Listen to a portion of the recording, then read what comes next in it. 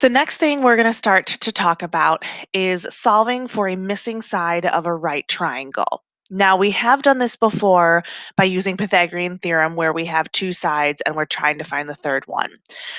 What we're going to run into now with the problems that we're going to start doing is that we don't know two sides. We only know one side, and then we know an angle.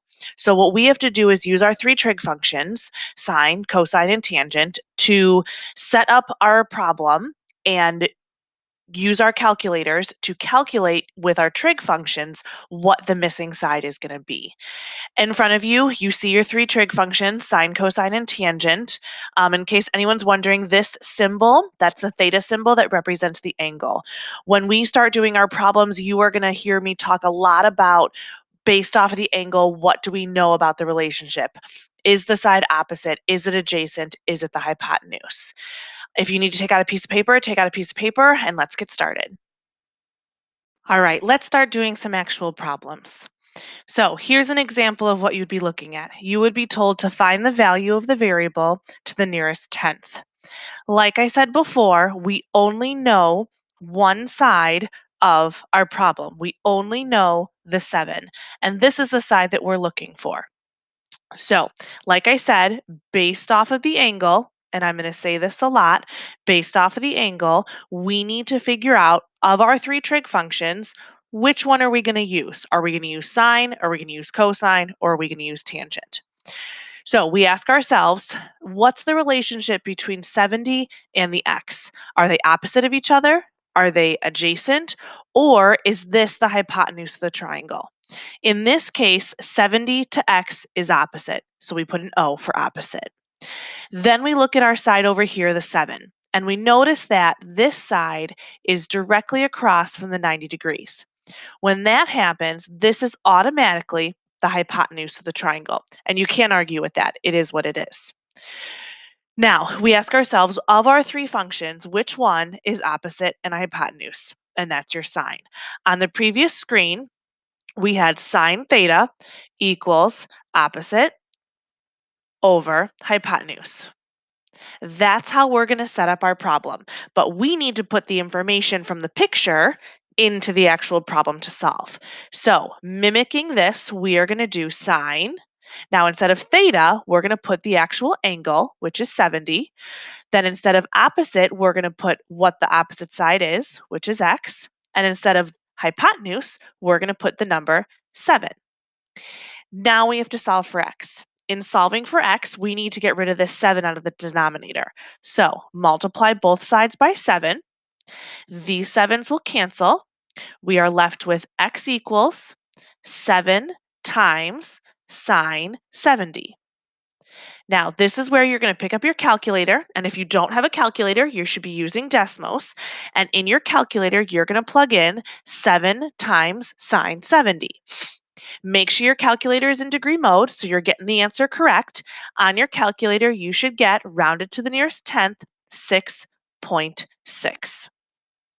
So there's one example on how you would solve for a missing side. Let's try another one. Here's the next one.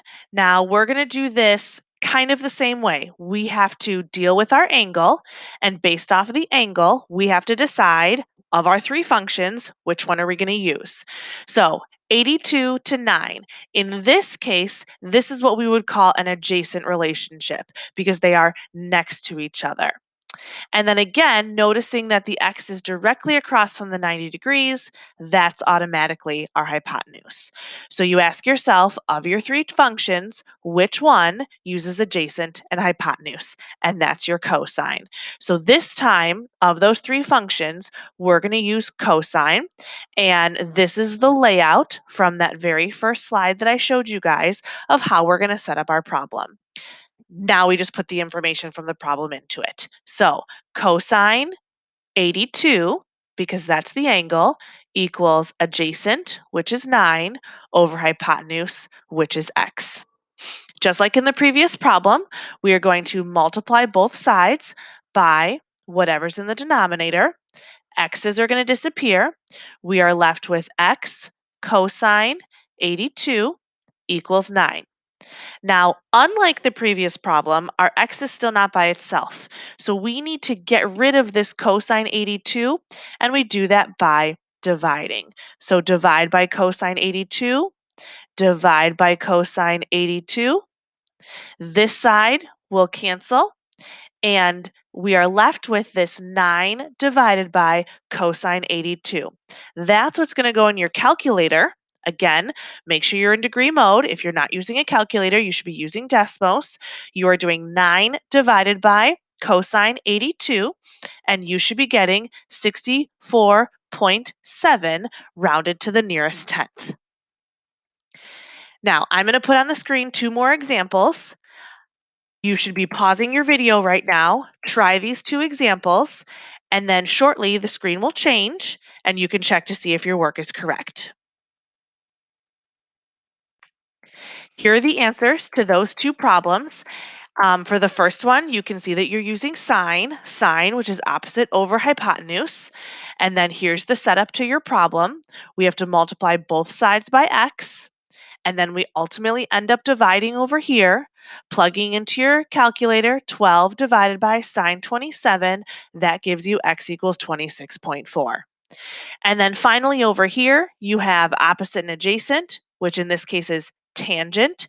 Here's your setup. Tangent 55 equals x over 5. Multiply both sides by 5. When you plug this in, you're doing 5 times tangent 55, and that gives you 7.1 rounded to the nearest tenth. Now you can solve for the missing side of a right triangle.